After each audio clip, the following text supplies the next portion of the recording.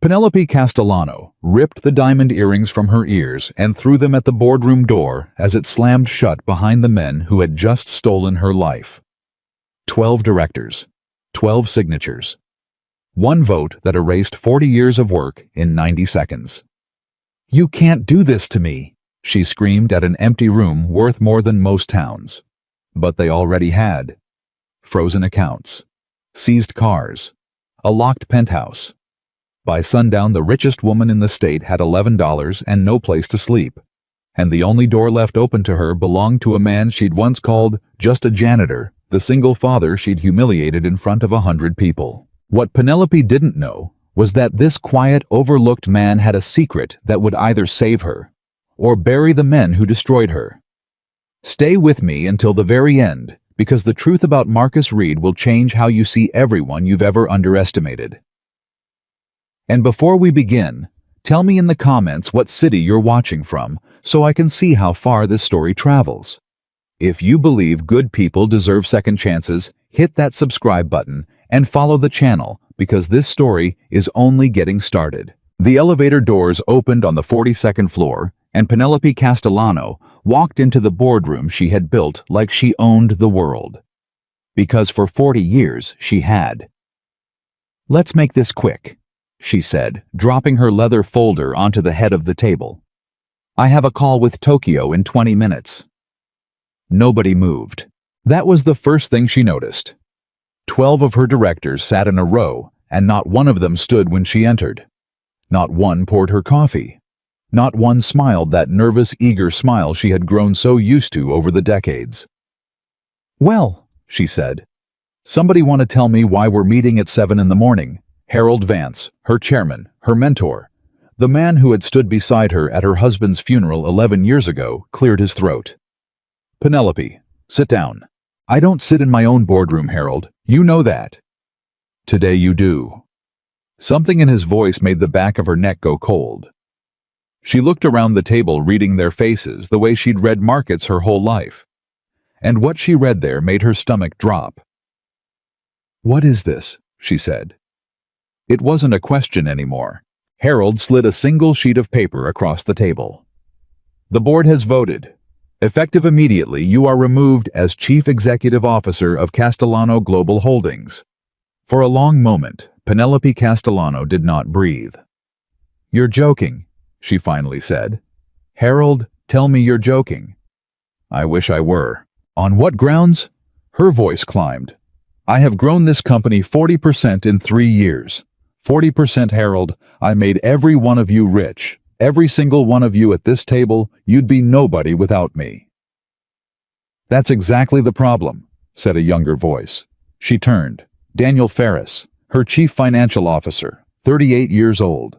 She had plucked him out of nowhere, promoted him past a dozen more qualified people, defended him when others said he was too ambitious. "You have something to say, Daniel." He leaned back in his chair and smiled. "The board has lost confidence in your leadership. There are irregularities in the financials, serious ones, the kind that draw federal attention." "Irregularities." She laughed, but there was no humor in it. "There are no irregularities in my books. My books are clean." "They weren't when we finished with them," Daniel said quietly, so quietly only she could hear. The room tilted. She grabbed the back of a chair to steady herself. "You," she whispered, "you did this." "We did this," Harold corrected. "All of us. Penelope, it was time. You've become difficult. You don't listen. You humiliate people. You've made enemies you don't even remember making. I built an empire. You don't build an empire by holding hands and singing." "No," Harold agreed. "But you keep it by not turning everyone against you." He stood. "Security is waiting outside. Your access has been revoked. Your accounts have been frozen pending investigation. The penthouse belongs to the company, so you'll need to vacate by this evening." Penelope stared at him. "This is my company." "Not anymore." They walked her out like a criminal. 2 security guards, she had hired men who had held doors for her 1,000 mornings, who had wished her happy birthday, whose children's college funds she had quietly paid for, now stood on either side of her, with their hands hovering near her elbows, ready to grab if she resisted. "Don't touch me," she snapped. "I can walk." She walked, chin up, heels clicking on the marble, 42 floors down in an elevator that suddenly felt like a coffin. And when the doors opened into the grand lobby of the tower that bore her name, Castellano, carved in 10-foot letters above the entrance, she found her personal effects waiting for her in a single cardboard box on the floor. A box, like she was a fired intern. "Ma'am will need your building badge," one of the guards said. She looked at him. His name was Terrence. He had 4 kids. She had signed the card at his wedding. "Terrence," she said softly. "You too." He couldn't meet her eyes. He just held out his hand. She dropped the badge into his palm. That was when her phone rang. Her assistant. Her former assistant apparently calling to say the moving company would arrive at the penthouse at 6, and would Ms. Castellano prefer they forward her mail or hold it? Penelope hung up without answering. She looked down at the phone in her hand, the encrypted custom $40,000 phone that connected her to boardrooms in 9 countries, and with a scream that came up from somewhere she didn't know she had, she hurled it across the lobby. It shattered against the door. And that was when she saw him. He was on his knees near the far wall, working a mop across a spot on the marble, and he had gone completely still.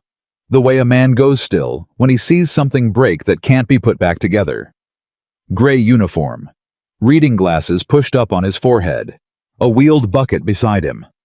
He looked up and their eyes met across 100 feet of polished stone, and Penelope Castellano felt a flash of recognition so sharp it hurt. She knew that face. She had crushed that face. 8 months earlier. It had been late past 10 at night, and Penelope had been storming through the lobby after a bad day, when a man in a janitor's uniform had stepped into her path. "Ms. Castellano, ma'am, I'm sorry, I know you're busy." "Then you know to get out of my way."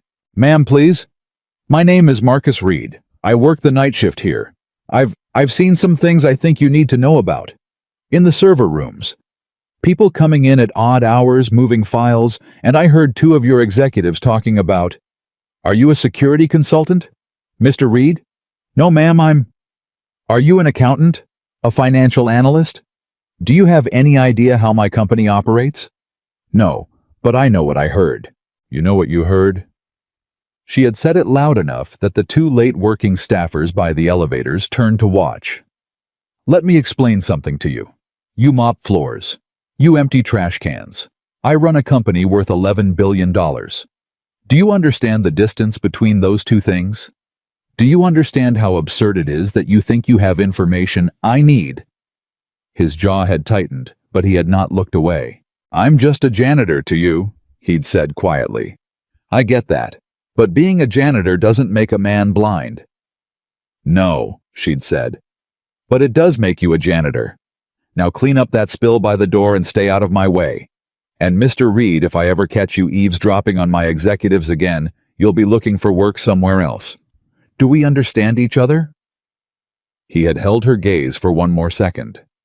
Then he'd nodded, picked up his bucket, and walked away without another word. She'd forgotten him by the time the elevator doors closed. Now, 8 months later, standing in the wreckage of her entire life, she remembered every word. People coming in at odd hours moving files. "I heard 2 of your executives talking.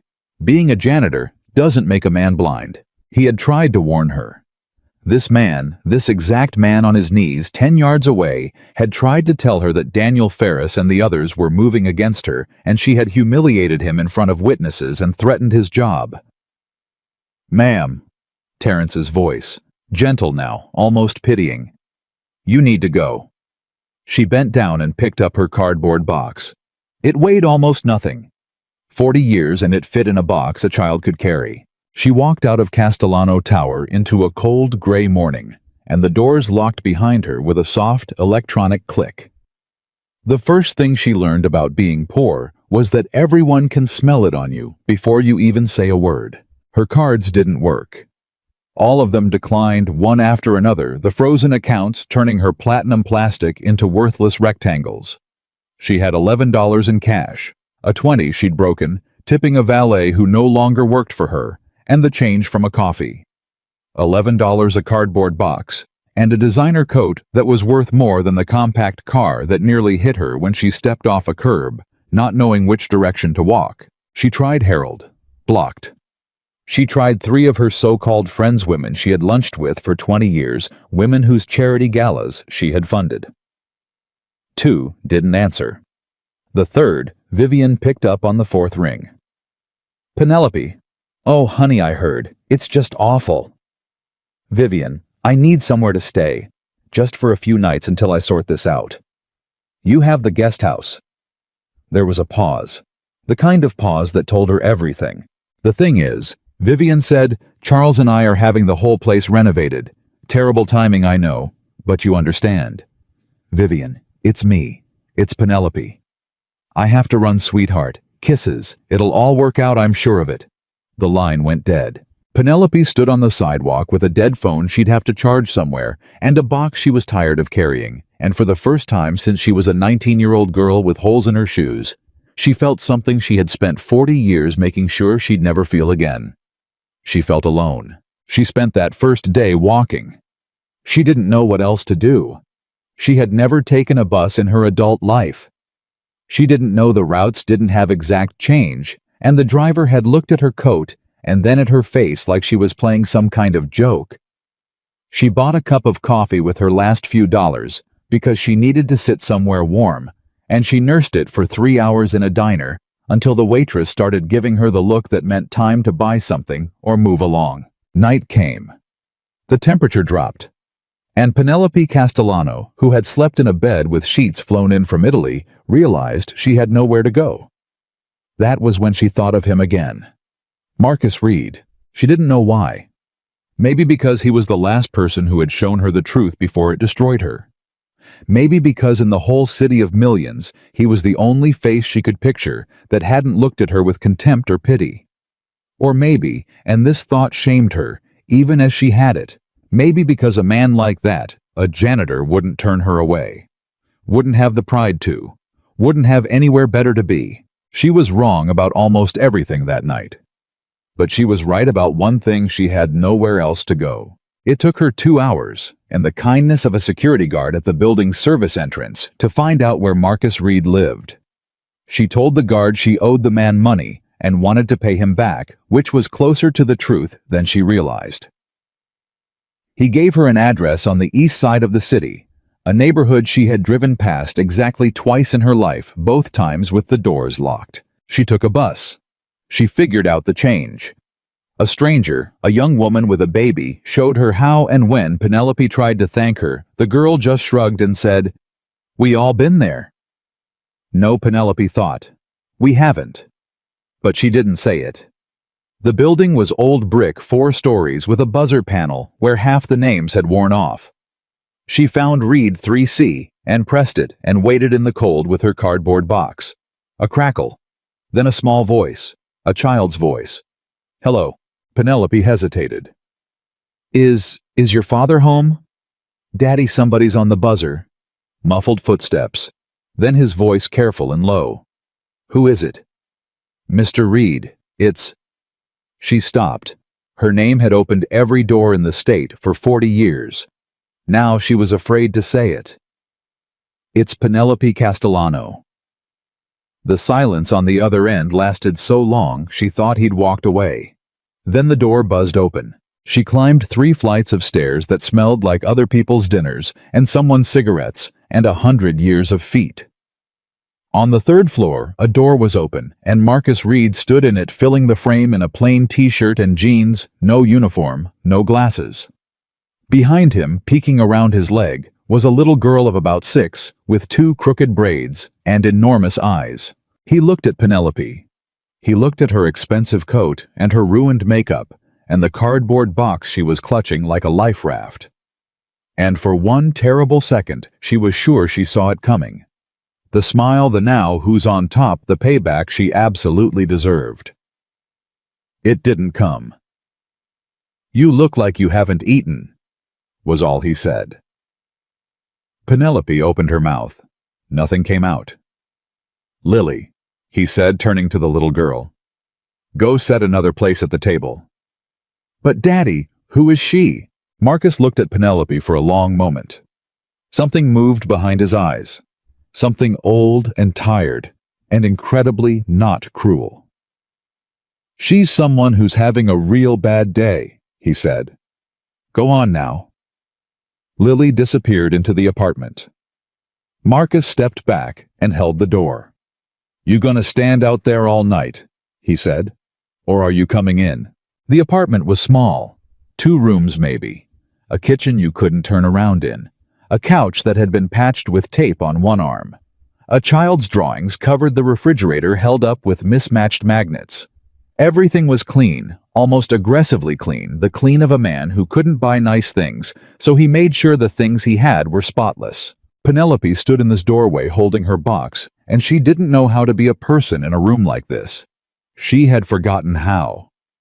She had spent so long having everything done for her that she'd lost the muscle memory of simply existing in a space smaller than a hotel suite. You can put that down, Marcus said, nodding at the box. It's not going to run away. She set it on the floor by the door. Dinner was spaghetti.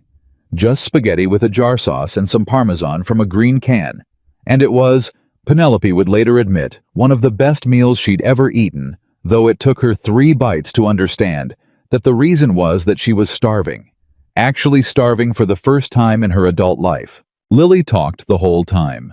She told Penelope about her school and about a boy named Trevor who was mean at recess, and about how her daddy could fix anything, even the neighbor's TV and the lady downstairs computer, and how he was the smartest person in the whole world. Is that so? Penelope said, and glanced at Marcus. He didn't say anything. He just wiped a spot of sauce off his daughter's chin and told her to eat her vegetables. After dinner, Lily was put to bed behind a curtain that divided off a corner of the living room. And then it was just the 2 of them.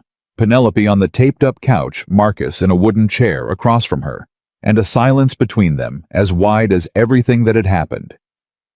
Why did you let me in? She finally asked. Marcus considered the question, like it was worth considering. Because you're a mother's daughter and a person, and you had nowhere to go, he said. Same reason I'd let anybody in. You should hate me. Probably. I threatened your job. I humiliated you in front of people. I called you just a janitor. He said it evenly, no heat in it. I remember every word. Then why? Because I've got a little girl asleep behind that curtain, Marcus said. And every single day I try to show her that we don't become the thing that hurt us. That's the whole job. Everything else is just details. He leaned forward, elbows on his knees. You want to know the truth, Ms. Castellano? I stopped being angry at you about 6 months ago. Anger's expensive. I can't afford it. Aunt. Penelope stared at him. This man she had reduced to a uniform and a mop, sitting in a 2-room apartment, teaching himself not to hate the woman who'd tried to have him fired. They took everything, she heard herself say. She hadn't meant to. It just came out. My company, my money, my accounts are frozen. My friends won't return my calls. 40 years and it's just gone. In a week. Daniel Ferris and Harold and the whole board, they planned it. They set me up. There are irregularities in the books they know I didn't put there. She laughed and it cracked in the middle. You tried to tell me, 8 months ago, right in that lobby. You tried to tell me exactly this was coming and you called me a janitor and told me to mop the floor. Yes. Marcus was quiet for a moment. What exactly did you hear that night? She asked. You said executives moving files odd hours. What did you actually hear, Marcus? And that was when something shifted in his face. Not anger. Something more careful. He looked toward the curtain where his daughter slept, then back at Penelope, and when he spoke his voice was different, lower, sharper like a blade being drawn very slowly. You sure you want to open this door? He said. Because once you know what I know, there's no unknowing it. And the men who did this to you, they didn't just do it to you. I've seen this before. The exact same play. The frozen accounts, the fake irregularities, the friends who suddenly can't return your calls. He paused. They did it to me too. A long time ago. Before the mop. Before all of this. Penelope went very still. "Before the mop," she repeated. "Marcus, what did you do? Before you worked nights at my building. Who were you?" "Marcus." Reed looked at the woman who had called him nothing in the small, clean apartment where he was raising his daughter alone, and for the first time in 5 years, he decided to tell someone the truth. "I used to be the man they hired," he said, "to make sure nobody could ever do to a company what those men just did to yours." He took off the reading glasses he'd put back on and set them down on the arm of his chair. "My name is Marcus Reed, and once upon a time before they buried me, I was one of the best cybersecurity architects in the entire country."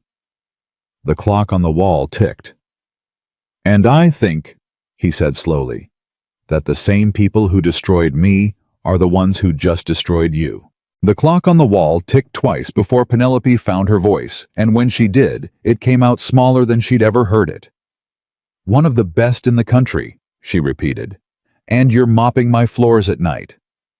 "I was mopping your floors at night," Marcus said. "Past tense. You got fired this morning. I got laid off 2 hours later. Turns out when the CEO goes, they clean house all the way down to the night janitor. They fired you today. Email at 4 this afternoon. No severance. Restructuring." He almost smiled. "So we've got that in common now." Penelope pressed her fingers against her eyes. "God, because of me. You lost the last job you had because of—" "Stop." His voice wasn't cruel, but it was firm.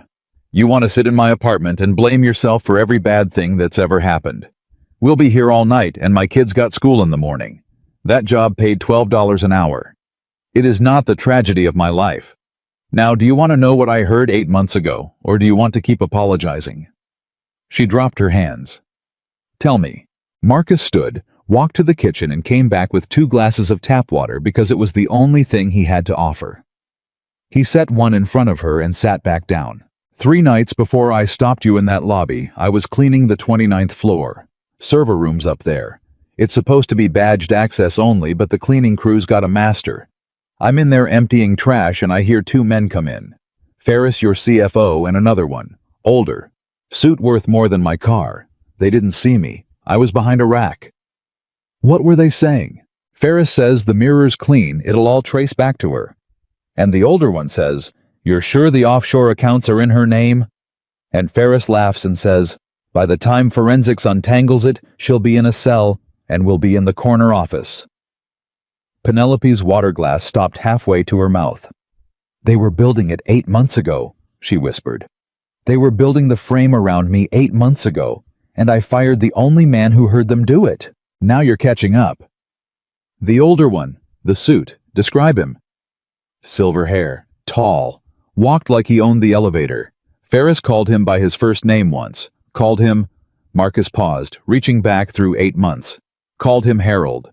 The glass slipped out of Penelope's hand. It didn't shatter. It bounced on the thin carpet and rolled, spilling water in a dark line. She didn't move to catch it. She couldn't move at all. "Harold Vance," she said. "My chairman. The man who—" Her voice broke. "The man who held my hand at my husband's funeral. The man who taught me the business. He was in that room 8 months ago planning to put me in prison." "You okay?" "No." She laughed, and it was an ugly sound. "No, I am absolutely not okay, Marcus. I trusted that man for 20 years. I would have taken a bullet for him. And he sat in a server room and asked if the accounts were in my name." "Then you understand what you're dealing with now," Marcus said. "This isn't a business dispute. You don't hire a lawyer and win this in court. These men committed federal crimes to take your company, and they built the whole thing so that when the FBI comes knocking, they knock on your door. Not theirs. Yours." The word FBI landed in the little room like a dropped plate. "They set me up to go to prison," Penelope said slowly, testing each word like a stair that might collapse. "It's not enough that they took the company. They need me behind bars so I can never fight back." "A dead woman can't sue you," Marcus said. "A woman in a cell for 20 years is even better. She's alive to blame." Penelope looked at him, really looked at him, and for the first time she saw not the janitor, Not the man she'd humiliated, but something else. A man who understood exactly how a person could be erased because it had been done to him. "You said they did this to you too," she said. "Before the mop. Tell me." Marcus was quiet for a moment. Down the hall behind the curtain, his daughter shifted in her sleep and murmured something. He glanced that way, waited until she settled, then turned back. "6 years ago, I was a principal architect at a firm called Aldrin Sterling. You've heard of it."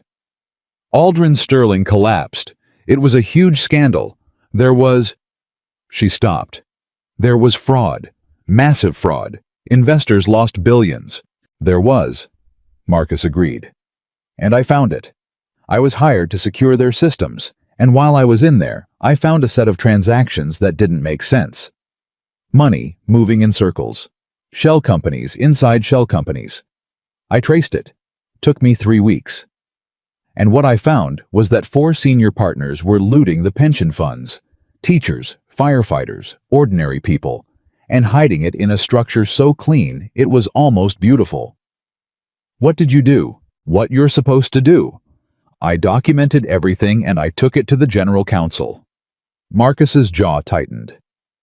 3 days later, I'm the one under investigation. Suddenly, there's evidence I built the fraudulent architecture. My fingerprints, my actual digital fingerprints, are all over the transactions. Because I'd been in those systems for weeks doing my job, and they used that. They used my own access logs against me, made it look like the man who found the fraud was the man who designed it. Penelope felt something cold crawl up her spine.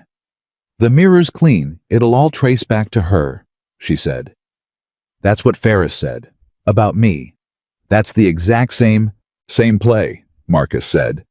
"Because it's probably the same people. Or people who learned from the same people. Harold Vance Silver, hair tall. There was a man just like that at Aldrin Sterling. A consultant. Came in right before everything blew up, right before I got framed. I never got his name. But I'd know that walk anywhere." The room went silent, except for the ticking clock and the hum of the old refrigerator. "You think it's him," Penelope said. "You think Harold was at Aldrin Sterling 6 years ago." "I think," Marcus said carefully, "that the same fingerprints show up on both crimes. And I've had 6 years to think about it, and I've never had a way to prove it. Until tonight." He looked at her. "Until you walked up my stairs with a cardboard box and told me Harold Vance just did to you exactly what somebody did to me." Penelope sat forward. Something was happening in her chest that she hadn't felt in a week. Not despair, not fear. It was closer to the thing she'd felt as a 19-year-old with holes in her shoes, staring at a world that had already decided she was nothing. It was fight. "What happened to you?" she asked. "After they framed you. How did you go from principal architect to this?" Marcus gestured at the small room. "Same way you went from a penthouse to my couch. Fast. My accounts got frozen while the investigation ran. I couldn't get another job in the industry. Nobody hires the guy whose name is attached to the biggest fraud of the decade, even if he's never charged. And they never charged me. That's the trick. They didn't need to convict me. They just needed to ruin me. An indictment would have meant a trial, and a trial meant discovery, and discovery meant I could fight. So they left me hanging, under a cloud that never breaks, for 6 years. Your wife?" Penelope said quietly. "Lily's mother." Marcus's face changed, just slightly, a door closing. "Sarah left 18 months into it," he said. "I don't blame her. I wasn't good to be around that year. We lost the house. We lost everything. She couldn't take watching me disappear." He looked toward the curtain again. "She signed over custody and moved to Arizona. Sends a card on Lily's birthday. That's about it." "I'm sorry." "You keep saying that." "I keep meaning it." He studied her for a long moment, and something in his expression softened by a degree. "Yeah?" he said. "I think you do." Penelope stood up. She couldn't sit anymore. She walked the 4 steps that were all the room allowed and turned back around. "Then let's ruin them," she said. Marcus raised an eyebrow. "Just like that. You have the memory of what you heard in that server room. You have your own experience with the exact same scheme. And I have 40 years of knowing how Harold Vance thinks how Daniel Ferris moves money where the bodies are likely buried because I built the company they're hiding inside of." She was talking faster now, the old fire climbing back into her voice. "Marcus, between the two of us, we might be the only two people alive who can actually see the whole board. They think I'm finished. They think you're a janitor with no name. They have no idea we're in the same room. They also framed both of us for federal crimes," Marcus pointed out. "And they've got money lawyers and the entire company you built. We've got a couch and $11. $11 and one of the best cybersecurity architects in the country," she shot back. "You keep leaving that part out." For the first time all night, Marcus Reed actually smiled, a real one, tired but real. "Was one of the best," he said. "6 years ago. I've been mopping floors, Penelope. I haven't touched a real system in—" "Don't." She pointed at him. "Don't you dare tell me you've forgotten how to think. I watched you take apart what happened to me in 10 minutes, sitting in a chair with no computer. Your daughter says you fix everything. Everything. Even the neighbor's computer." She lowered her hand.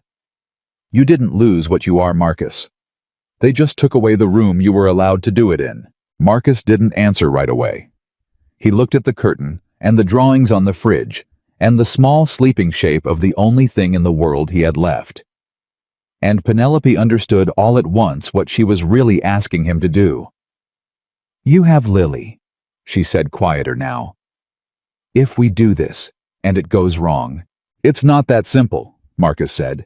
"You think I haven't wanted to fight back for 6 years every single day, but every day I look at that curtain, and I think about what happens to her if I poke the bear and the bear wins, if I disappear into a courthouse or a cell, or worse. She's got one parent, Penelope. One. If I lose, she loses everything." Penelope sat back down slowly. "Then we don't lose. People say that right before they lose. I'm not people." She held his eyes. "I built an $11 billion company from a rented desk. I have never once in my life walked into a fight I didn't intend to win, and I am not going to start now on the day they took everything from me. The difference between me and every other person who's ever said, 'We don't lose,' is that I actually don't." She leaned forward. "But I can't do it alone. I don't know systems. I don't know how they hid the money in the architecture. I know the people.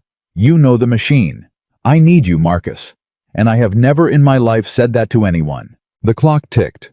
The refrigerator hummed. Somewhere in the building a pipe knocked. "If we do this," Marcus said finally, "we do it my way. Careful. Quiet. We don't tip them off. We build the whole thing airtight before anybody knows we're breathing, because these men have proven they'll bury us the second they feel us coming. My daughter does not become collateral. Those are the terms." "Those are the terms," Penelope agreed instantly. "And you sleep on the couch tonight because it's 2 in the morning and you've got nowhere else to go. And we start tomorrow. Because I can't think, and I can't fight when I'm this tired." "Deal." Marcus stood. He pulled a folded blanket from a basket by the window and a pillow that had seen better decades and set them on the couch beside her. "There's a toothbrush still in the package under the sink," he said. "Lily's dentist gives 'em out. Bathroom's the door on the left. Don't run the water too long, the pipes wake her up." He paused at the curtain. "And Penelope." She looked up. "Whatever you did to me 8 months ago, it's done. We don't carry it into tomorrow.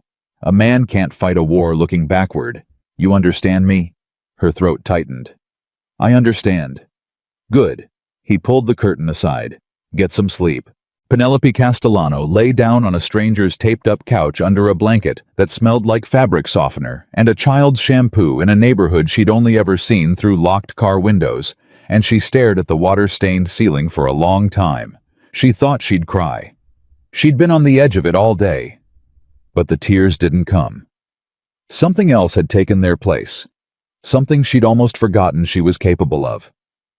A plan. She fell asleep making a list of everything Daniel Ferris had ever lied to her about, and there were more items on that list than she'd realized. She woke to the smell of coffee and the sound of a 6-year-old arguing about socks. They don't match, Daddy. They match fine. One has a cat and one has a dog. Then it's an animal party. Put 'em on. Penelope opened her eyes to the small living room gray morning light, and Lily Reed standing 3 feet away, staring at her with the frank, unblinking curiosity only children have.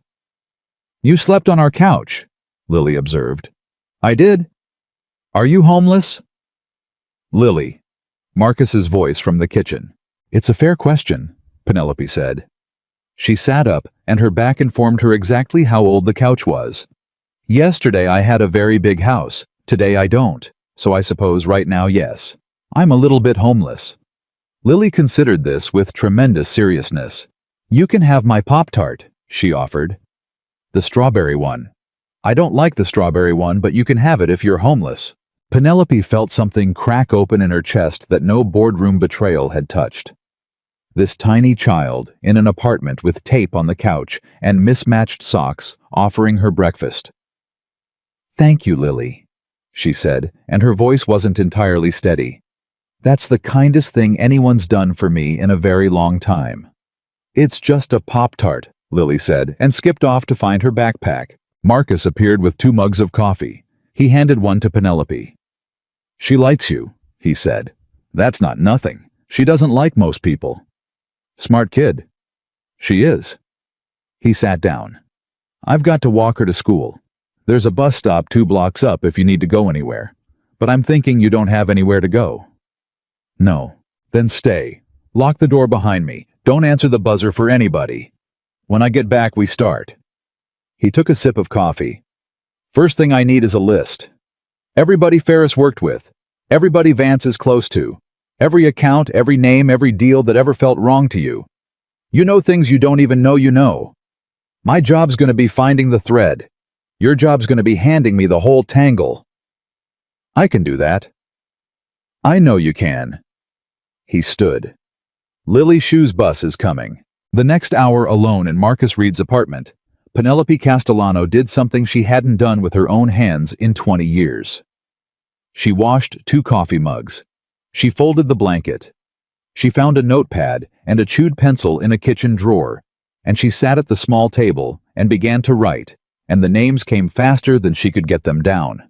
Ferris, Vance, the board members who wouldn't meet her eyes.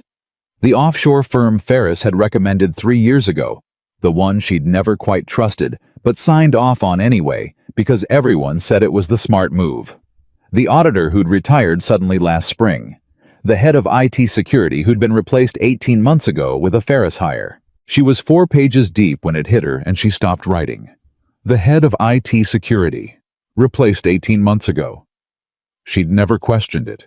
But now she saw it for what it was, Ferris putting his own man in charge of the exact systems he'd need to control to frame her. She'd approved it herself. She'd signed the paperwork. She'd handed them the key to her own cage and thanked them for the recommendation. They didn't just outmaneuver me, she said out loud to the empty room. I helped them, every step. They asked and I said yes because I trusted them, and every yes was another brick in the wall. The buzzer rang. Penelope froze. She stared at the door. Don't answer the buzzer for anybody. Marcus had been clear. She held her breath and waited for it to stop. It rang again, longer this time, insistent. Then a voice through the intercom and her blood went cold because it was a voice she knew. Mr. Reed, Marcus Reed, this is a message from Castellano Global. We need to speak with you regarding your recent separation from the company. It's a matter of some urgency. Please respond. Penelope's heart slammed against her ribs. They were here, at Marcus's building. Less than 12 hours after she'd shown up, and already they were at his door, which meant one of 2 things. Either they were tracking her, or they were tracking him. She didn't move. She didn't breathe. The buzzer rang a 3rd time, then went silent.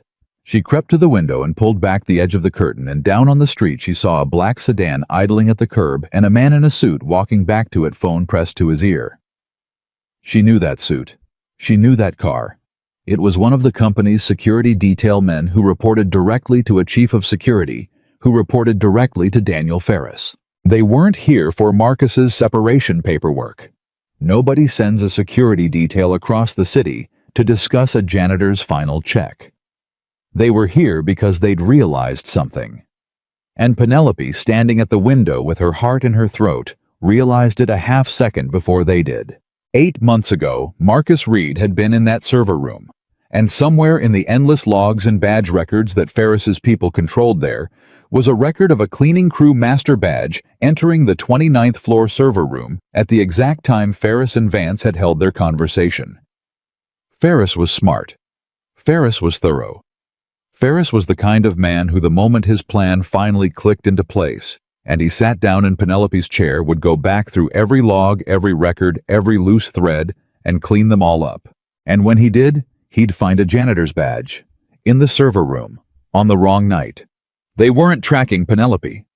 They'd just figured out that a man named Marcus Reed had been standing 3 feet away when they planned the whole thing, and they were tying off the loose end. Penelope's hands were shaking. She grabbed the notepad, jammed the pencil in her pocket, and did the math faster than she'd ever done anything. Marcus was walking home right now, down 2 blocks of open sidewalk, alone, not knowing. And there was a black sedan full of men who worked for Daniel Ferris parked right outside. She was at the door before she'd finished the thought, fumbling the locks, and then she was down 3 flights of stairs out the service door in the back, because some instinct she didn't know she had told her not to walk out the front and into an alley that smelled like garbage and rain. She ran, in yesterday's heels, in yesterday's ruined coat. Penelope Castellano ran down an alley in a neighborhood she'd sworn she'd never set foot in, because a janitor she'd humiliated 8 months ago was walking into a trap he didn't know was set. She came out at the far end of the block and saw him. Marcus. 100 yards up on the far sidewalk, hands in his pockets, head down, walking home from dropping his daughter at school. Ordinary. Tired. Completely unaware. And the black sedan was pulling away from the curb, rolling slow, tracking him. Marcus! She screamed it across the street, and 6 people turned. But he did too, his head coming up, finding her confusion breaking across his face at the sight of her out on the street when he'd told her to stay locked inside. She didn't have words. There wasn't time. She just pointed hard twice at the black sedan sliding down the block toward him. She watched him understand. It took him half a second. She saw the exact moment it landed, saw his whole body change, saw the tired man vanish, and something faster and sharper take his place. He didn't run. Running would have told them he knew, but he moved, cutting sideways off the sidewalk, into the flow of pedestrians, into a corner bodega gone from the street in 3 quick steps. The sedan sped up. Then it had to stop because a delivery truck had pulled across the intersection, and by the time it cleared the sidewalk where Marcus had been, was empty. Penelope's phone, the dead one she'd charged overnight on Marcus's counter, buzzed in her pocket. A number she didn't recognize. She answered it with a shaking hand. Back of the bodega, Marcus's voice said low and fast. There's a stockroom. There's a door to the alley behind it. Go around the block, not across the street. Don't let them see you moving toward me. You understand? I understand. Penelope. A pause. How'd you know? The badge, she said, walking fast, phone pressed to her ear, forcing herself not to look at the sedan. The server room badge. Ferris is cleaning up loose ends. He found out someone was in that room 8 months ago, and now he's coming for the witness, Marcus finished. His voice was very calm, and somehow that was more frightening than panic would have been. Yeah, I've been waiting 6 years for somebody to be dumb enough to come at me directly. Get to the alley. She got to the alley. The back door of the bodega opened before she reached it, and Marcus pulled her inside into a cramped storeroom stacked with boxes of chips and cases of soda, and he shut the door and threw a bolt. They stood there in the half-dark, both of them breathing hard. You came out of the apartment, Marcus said, after I told you not to. They were at your door, Marcus. Company security. They said it was about your separation, but nobody sends a detail across town for a... She stopped. I saw the car. I knew what it was.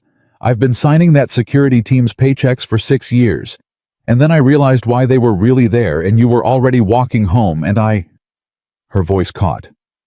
"I couldn't just let you walk into it. I couldn't." Marcus looked at her in the dim light of the storeroom, and something moved across his face that she couldn't name.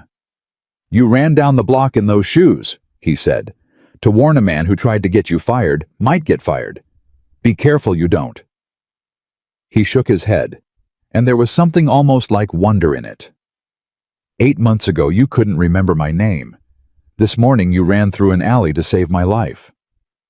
"People change," she said. "No," Marcus said quietly. "People show you who they always were when it finally cost them something, and you just paid." He turned and pressed his ear to the door listening. Then he straightened. "But we've got a much bigger problem now, and you need to understand exactly how bad it is." "How bad?" "Ferris doesn't send security to a man's home to fire him twice. He sent them to bring me in, question me, find out what I know. And a guy like Ferris, when he pulls a thread and finds a witness, he doesn't stop at questioning." Marcus's jaw was tight. He figured out someone heard him in that server room. That's the only reason those men are outside. Which means, as of about an hour ago, Daniel Ferris knows there's a loose end. He just doesn't know yet that the loose end has a name, a face, and 6 years of his own scheme memorized. So we have what? A day hours. Less. Marcus pulled out his phone, a cheap thing, years out of date, and started moving his thumbs across it faster than she'd have thought possible. The second he connects that server room badge to Marcus Reed and cross-references Marcus Reed against Aldrin Sterling, he's going to realize the same man who could have heard him plan your frame-up is also the same man who found the fraud that Vance was consulting on 6 years ago. He looked up at her, and his eyes were hard and bright. And when that clicks, he's not going to send 2 men in a sedan. He's going to send everything he has. Because at that point, Penelope, we're not 2 ruined people he can ignore. We're the only 2 people alive who can put him and Harold Vance in a federal prison for the rest of their lives. Penelope stared at him. "Then they'll come for Lily." The words hung in the air of the little storeroom. Marcus went completely still, every muscle in him. And for a moment, Penelope saw something in his face that terrified her more than any sedan, any board vote, any frozen account. She saw a father calculate in real time exactly how much danger his daughter was in because of a badge scan on a server room floor 8 months ago. "No," he said. His voice had dropped to something below a whisper, and it was the most dangerous sound she'd ever heard a human being make. "They will not touch my daughter. That is the one line in this whole world that does not get crossed." He looked at his cheap phone, then at Penelope, and when he spoke again, it was fast and clear and final. "Change of plans, careful and quiet, is dead. They already know we're breathing, so now we do it my other way." "What's your other way?" Marcus Reed pocketed his phone. In the dim light of a bodega storeroom, the janitor was gone completely, and in his place stood the man they'd tried to bury 6 years ago, the one who'd found $1 billion fraud in 3 weeks with nothing but a keyboard and a refusal to look away. "We hit them," he said, "before they finish figuring out who I am. We get Lily somewhere safe by tonight.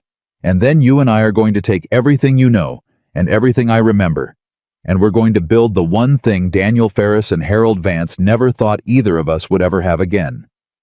"And what's that?" "Proof," Marcus said. "The kind that doesn't wash off.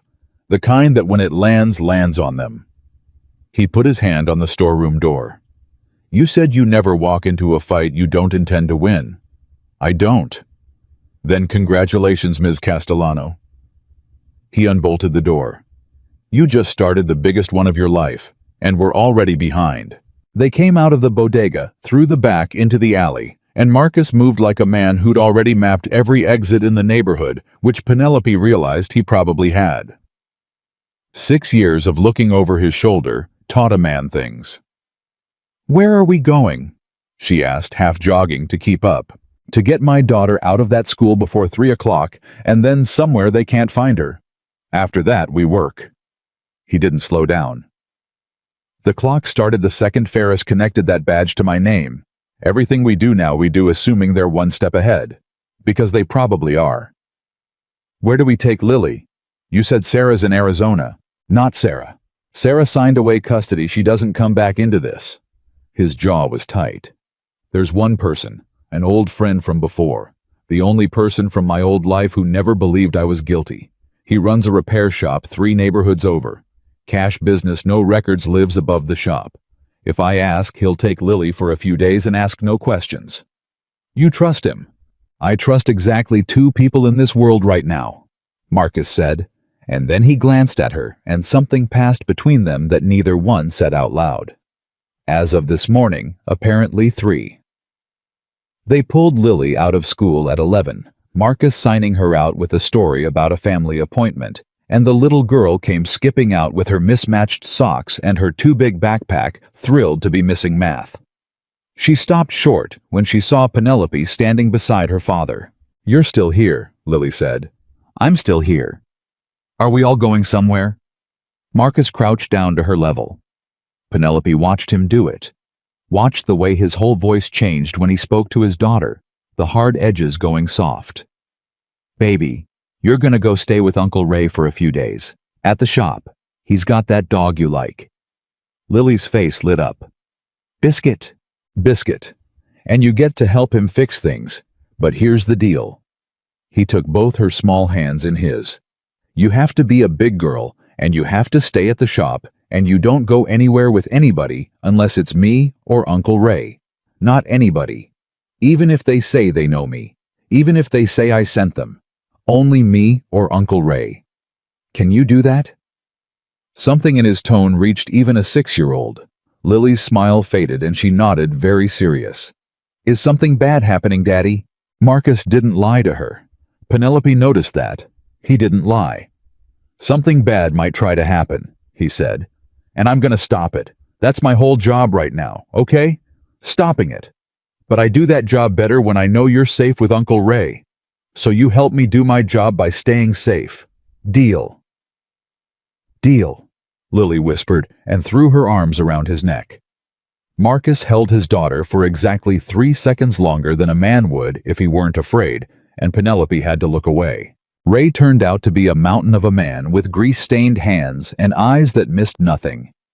He took one look at Marcus's face, one look at Penelope, and one look at Lily's backpack, and he said, How long and how bad? Few days, Marcus said. And bad. The old kind of bad. Ray's expression didn't change, but something moved behind it. The Aldrin kind. The Aldrin kind. Ray nodded slowly. I always said it'd come back around. You need anything else, you call the shop line, not my cell. Cell's traceable. He put an enormous hand on Marcus's shoulder. And Marcus. This time, you don't fight it alone, you hear me? Last time you tried to carry it by yourself, and it damn near killed you. Not alone this time, Marcus said, and he glanced at Penelope. Ray looked at her. Really looked the way a man looks at a card he's trying to read, and then back at Marcus. The lady's the one they framed. The billionaire. Former billionaire, Penelope said. Huh. Ray almost smiled. Funny how that works. They frame a man, they frame a woman, they use the same knife both times. World's smaller than people think. He picked up Lily's backpack like it weighed nothing. Go do what you gotta do. Kid's safe. Biscuit, come meet your new best friend. And that was it. That fast. By noon, Lily Reed was safe above a repair shop 3 neighborhoods away, with a dog named Biscuit, and a man built like a wall, and Marcus Reed walked back out onto the street, a different man than the one who'd walked in lighter, in the shoulders, harder in the eyes. Okay, he said to Penelope. She's safe. Now we work. Working, it turned out, meant a public library. Penelope almost laughed when he told her. A library. We're going to take down a $1 billion conspiracy from a public library. We're going to start from a public library, Marcus corrected. Because it has free computers, free internet, and no record of who's using them if you're careful. I can't walk into a store and buy a laptop. Penelope, my accounts are as frozen as yours. So we improvise. Everything I do today, I do on a machine that isn't mine, in a way that can't be traced back, Because the second Ferris's people see a man with my skill set poking at his architecture, they'll know exactly who woke up. He held the door for her. The whole game right now is staying invisible until we're ready to be very, very loud. For the next 4 hours, Penelope watched a man she'd once dismissed as a mop pusher do things with a public library computer that she didn't have words for. He didn't hack anything. He was careful to explain that unprompted the first time she leaned over and asked, "I'm not breaking into anything. I break into a system that's a crime, and then we're the criminals, and they're the victims, and we lose. Everything I'm doing right now, anybody could do. It's all public. It's just that nobody knows how to read it." What he read was money, public filings, corporate registrations. The ghostly paper trails that even the most careful criminals leave behind, because the law requires certain things to be recorded somewhere. And Penelope sitting beside him provided the other half, the names, the context, the 40 years of knowing which stone to turn over. "This one," she said, pointing at a shell company on the screen. "Meridian Holdings.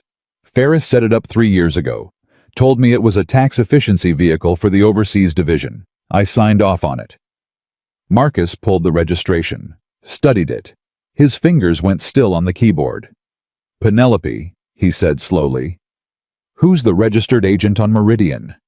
She leaned in, read the name, and her blood ran cold. "That's the same law firm," she whispered. "The same firm that did the Aldrin Sterling Incorporations. You told me last night, you said, same firm did the shells at Aldrin Sterling 6 years ago." Marcus finished. His voice was very quiet.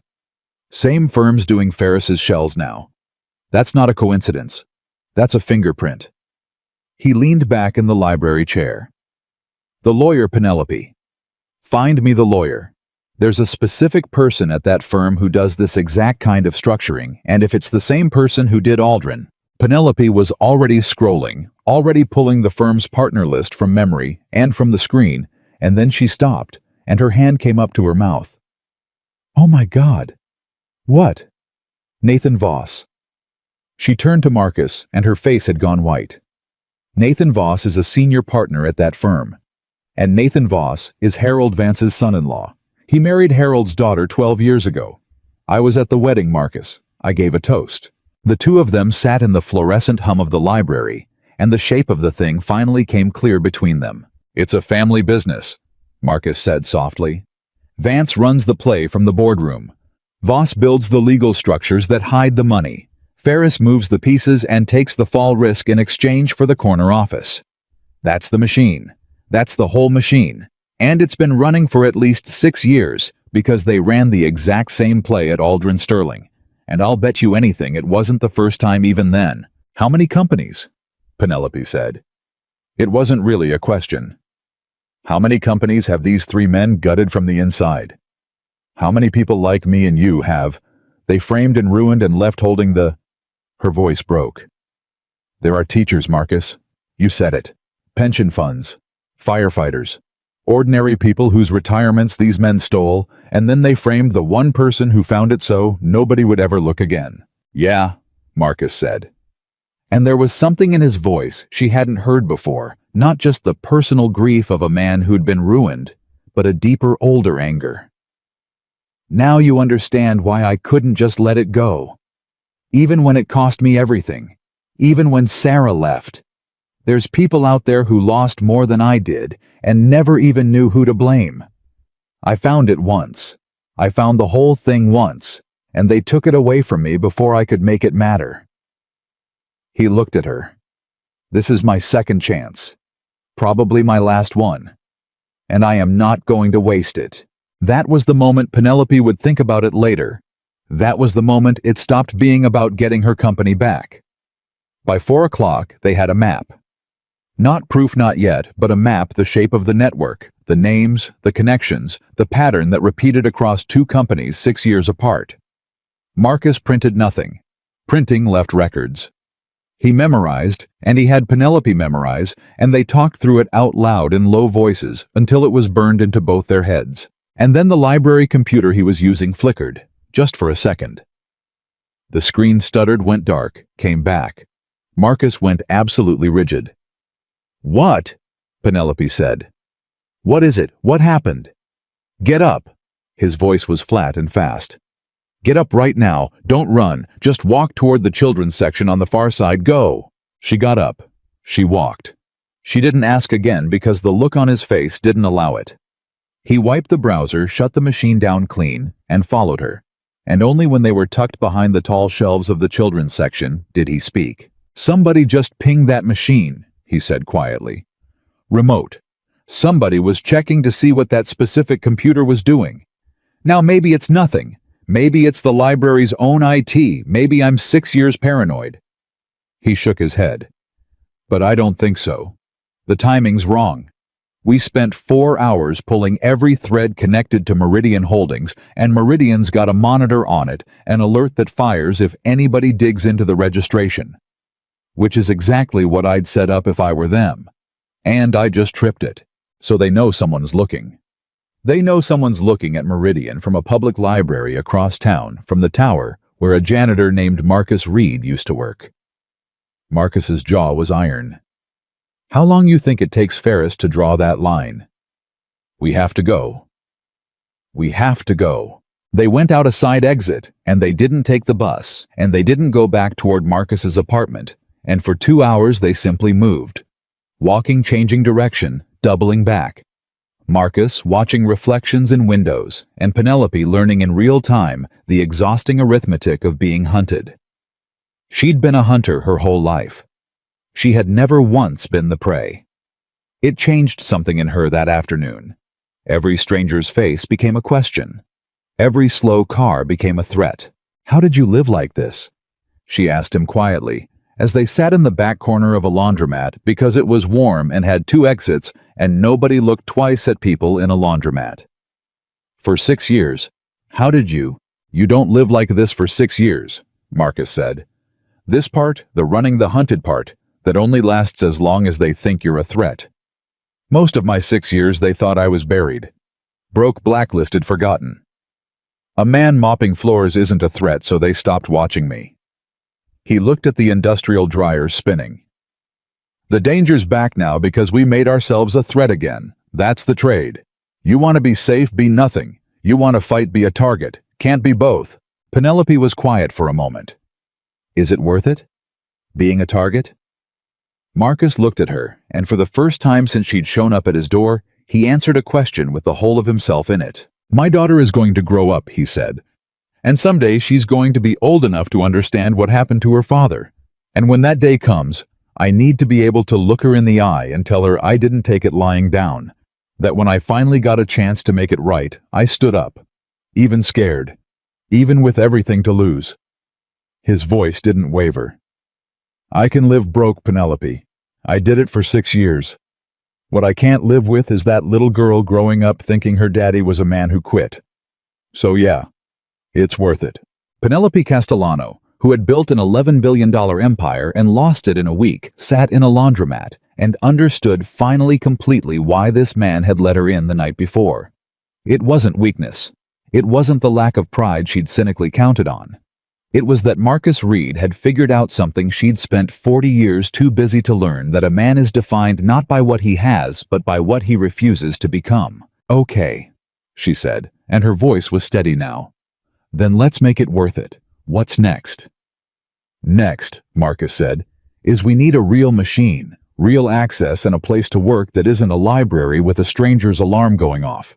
And we need money, because we've got about $8 between us and no cards." He rubbed his face. "And I've been thinking about that problem for 2 hours, and I keep coming back to the same answer, and I don't like it." "What answer?" "You have to call somebody. One person from your old life. Somebody with resources who isn't part of the network and who owes you enough or believes in you enough to help without asking too many questions and without calling Harold Vance the second they hang up." He looked at her. "Is there anyone like that? Anyone at all?" Because if there isn't, we're stuck, Penelope thought.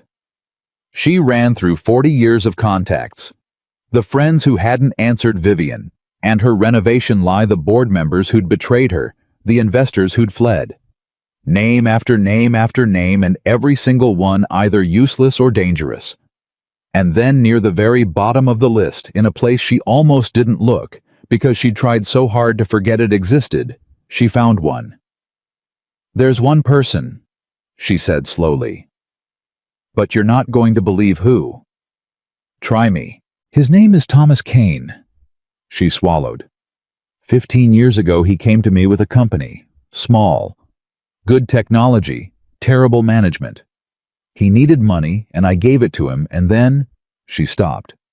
"And then I took the whole thing. It was legal. Barely. There was a clause in the deal, and I used it, and I took his company right out from under him and folded it into mine, and I made $40 million off his work, and he got nothing." Her voice was quiet with shame. "He came to my office, begged me, said his wife was sick, said he'd sunk everything into it, and I told him..."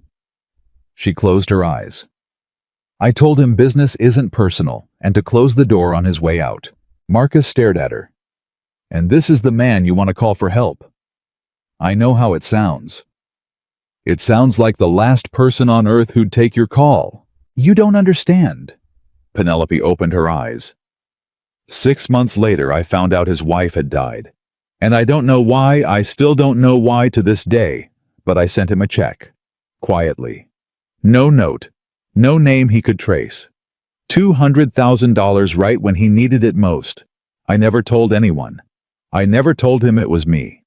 She looked at Marcus. But Thomas Kane is a very smart man, and I've always wondered if he figured it out. Because a year later, when a reporter came to him with a story about how I'd cheated him, he refused to comment. He could have destroyed me in the press, and he said nothing. Marcus was quiet for a long moment. "You did one decent thing," he said slowly, in the middle of doing him wrong. "And you've been wondering for 14 years whether it counted." "Yes." "Then I guess," Marcus said, "we're about to find out." It took Penelope 3 tries to remember Thomas Kane's number, and when she finally dialed it from a payphone outside the laundromat. An actual payphone. One of the last in the city that Marcus insisted on, because a payphone had no name attached. Her hand was shaking so badly, she misdialed twice. The line rang 4 times. She was certain it would go to voicemail. She was already composing the message in her head. Then a click, and a man's voice, older now, careful. "Kane. Thomas." Her voice cracked on the single word. "It's Penelope Castellano." The silence on the other end lasted so long, she thought he'd hung up. "I know," Thomas Kane finally said. "I've been watching the news. The whole city knows what happened to you, Penelope." A pause. "I have to admit, I never thought I'd hear your voice again. Certainly not on a call from a number I don't recognize at 6 o'clock in the evening when you're supposed to be halfway to a federal indictment." Thomas the First. She closed her eyes and gripped the phone. "I need help. I know I have absolutely no right to ask you for anything. I know what I did to you. I've known for 14 years. But I'm out of people, Thomas. They've taken everything, and they've frozen every account, and there's no one left I can trust, and I remembered..." Her voice broke completely. "I remembered you're the only person I ever wronged who somehow still had reason to think I might not be all the way rotten." Another long silence. "The check," Thomas Kane said quietly. 14 years ago, $200,000, no name." Penelope's heart stopped. "You knew." "Of course I knew. I traced it in about a week. I'm not a stupid man, Penelope. I knew it was you." His voice was strange thick. "My wife was dying, and I couldn't pay for the care she needed, and out of nowhere came exactly enough money to give her a comfortable last 6 months, instead of a horrible one. I always meant to ask you why.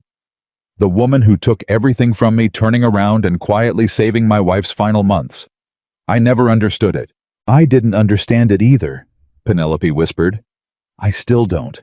I couldn't let her suffer for what I did to you." "No," Thomas Kane said. "I don't suppose you could." He exhaled long and slow, 14 years of something releasing down the line. "What do you need, Penelope?" She almost couldn't speak. Marcus, standing beside her, put a steadying hand on her shoulder. "I need somewhere to work," she managed. "Safe. Off the record. I need a computer, a real one, powerful, that can't be traced to me. I need a little money to move around. And I need it fast, and I need you to not tell a single soul that I called, because the men who did this to me will kill this before it starts if they know I'm still fighting." "You're not just running," Thomas said. It wasn't a question. "You're coming back at them." "I'm coming back at them. With what you've got, nothing." "I've got the truth," Penelope said. "And I've got the one man in the world who knows how to prove it." A pause. "Who's the man?" Penelope looked at Marcus. Marcus met her eyes and gave the smallest nod. "His name is Marcus Reed," she said. "You've never heard of him. Nobody has. And that's exactly why he's the only person alive who can bring these people down." She took a breath. 6 years ago, they framed him for the Aldrin Sterling fraud. He's the man who actually found it. And now he's going to find it again, and this time, nobody's going to be able to bury it. The silence on the line was different this time. "Charged, Aldrin Sterling," Thomas Kane repeated slowly. "Penelope, my brother-in-law lost his entire retirement in the Aldrin Sterling collapse. He was a school teacher for 31 years. He's 73, and he works part-time at a hardware store because a bunch of men in suits stole his pension and walked away clean." His voice had gone hard as stone. "You're telling me the man standing next to you can prove who really did that?" "He can," Penelope said, "if we can keep him alive long enough to do it." Thomas Kane was quiet for exactly 3 seconds. "There's a building I own on the north side," he said. "4th floor's empty. Server room, fiber connection, no cameras. Nobody's been in it for 2 years, and it's not listed under my name. It's under a holding company. Nobody could connect to me in 100 years. His voice was fast now, decisive. The voice of a man who'd just found a reason he'd been waiting 14 years for. "There's a key in a lockbox by the loading dock. Code's my wife's birthday, June 9th. I'll wire you money through a channel that can't be traced by tonight. And Penelope. Yes, whatever you need, whatever it costs, whatever it takes." Thomas Kane's voice shook just slightly. "You bring these men down and you make it stick, and you clear that man's name so my brother-in-law knows who really robbed him. You do that, and the 14 years between us are square. You understand me, square. Forever." Penelope Castellano stood at a payphone in a neighborhood she'd never known existed, holding a receiver in a shaking hand, and for the first time since the boardroom doors had closed behind her, she wasn't running. "I understand you, Thomas," she said. "Thank you. From the bottom of whatever's left of me. Thank you." She hung up. She turned to Marcus, and the look on her face made him straighten up. "We have a place," she said. "Safe. Off the books. A server room, a fiber connection, and money by tonight. From a man I wronged 14 years ago, who just decided helping us is worth more to him than anything I ever took from him." Her voice was fierce now, alive. "You wanted a real machine and a place to work. We've got it. North side, 4th floor, keys in a lockbox by the loading dock." Marcus stared at her. And then slowly that real smile came back, the tired, dangerous, genuine one. "You did one decent thing 14 years ago," he said, "and it just gave us the only shot we've got." "I did one decent thing," Penelope agreed. "Let's go do a second one." They started walking north into the falling dark, 2 ruined people with $8 and a borrowed key, and the entire truth locked in their heads. And somewhere across the city, on the 42nd floor of a tower, with her name still carved above the door, Daniel Ferris sat in Penelope Castellano's chair, staring at a security alert that had just told him a public library computer had spent 4 hours pulling apart Meridian Holdings, and that the same computer had been used 3 weeks ago to look up the home address of a former night janitor named Marcus Reed. Ferris picked up his phone. He dialed a number he only called when things needed to disappear. "It's me," he said. "We have a problem. The janitor. He's not buried after all, and I think he's not alone." He listened for a moment, then his voice dropped to something cold and final. "No, not questioning. Not this time. Find them both. And find the little girl first." The key was exactly where Thomas Kane said it would be, in a lockbox by the loading dock, June 9th, And the fourth floor was exactly what he'd promised: empty, quiet, a server room with a fiber connection humming behind a locked door, and no camera anywhere to see who walked in. By 9 o'clock that night, Marcus Reed was sitting in front of a real machine for the first time in 6 years, and Penelope watched something come back into his face that she hadn't known was missing. "It's like riding a bike," she said quietly, watching his hands move. "No," Marcus said, not looking up. "Riding a bike, you don't get better while you're not doing it. This..." His fingers flew across the keys. 6 years I couldn't touch a system, but I never stopped thinking about it. Every floor I mopped, I was solving problems in my head. Turns out the thinking's the part that matters. The hands catch up fast. Thomas Kane's money had come through by 8 untraceable, exactly as promised, and Marcus had used a sliver of it to buy the one thing he needed that the empty office didn't have: a set of hardware components he assembled on the desk, into something Penelope didn't understand and didn't need to. "I'm building a clean bridge," he explained, because he'd learned she settled down when she understood the shape of things, even if she didn't understand the mechanics. "A way to look into the company's public-facing systems without touching anything I'm not allowed to touch, and without them being able to see me looking. Everything legal. Everything invisible. The whole trick is patience." He glanced at her. "The men who framed us both were never patient. That's their weakness. They move fast, they get greedy, they leave the door cracked. And a cracked door is all I've ever needed." For the first 3 hours they built, Penelope fed him everything, every account number she'd ever seen, every transaction that had ever felt wrong. The name of the auditor who'd retired suddenly, the head of security Ferris, had installed the offshore firm Meridian Holdings' Nathan Voss, the whole architecture of the thing.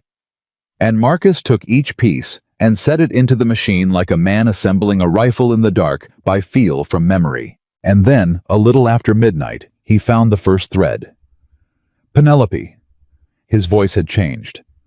"Come look at this." She leaned over his shoulder. On the screen was a wall of numbers that meant nothing to her. "What am I looking at?" Meridian Holdings received a wire transfer 11 months ago, $400,000, from a company called Bellhaven Trust. He pointed. Bellhaven Trust is registered to the same agent as Meridian, Nathan Voss's firm. But here's the thing. His finger moved. Bellhaven received that $400,000 from an account inside Castellano Global, your company, an internal account, one you'd have signed off on. "I don't recognize it." "You wouldn't. It's buried in the overseas division, the exact division Ferris told you Meridian was created to service 3 years ago when he got you to sign off." Marcus leaned back. "You see what they did? They moved company money, your investors' money, out through an internal account, into Bellhaven, into Meridian, and then..." He tapped a final line. "Out of Meridian, into an account I can't see yet. But I will. That's the money, Penelope. That's the actual theft. They didn't just take your company. For 3 years they've been draining it.